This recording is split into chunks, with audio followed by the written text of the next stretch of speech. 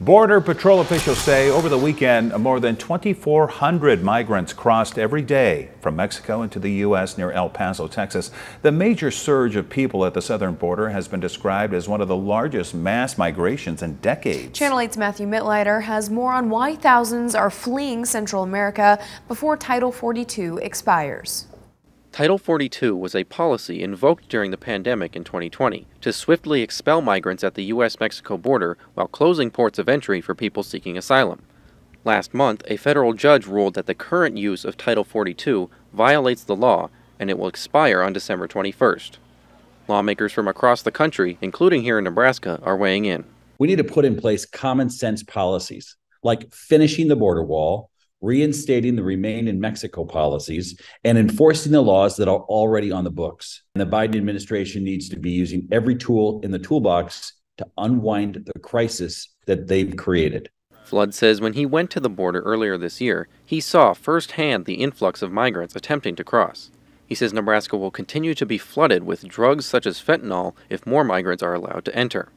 U.S. Senator for Nebraska Deb Fischer agreed that the southern border security should be tightened to prevent drugs and other dangers being brought into the country.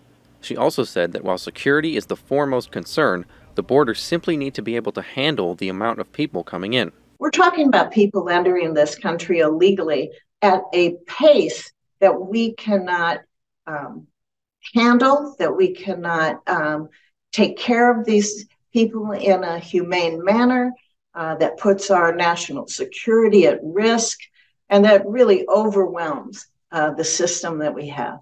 Senator Kyrsten Sinema from Arizona, who recently announced her departure from the Democratic Party to an independent, said that the immigration crisis is a top priority for Arizona and wants to focus on both protecting the border while providing paths to citizenship for over 2 million Dreamers. These are kids who are brought here through no fault of their own, are American in everything but paperwork, and deserve to have the right to be American citizens.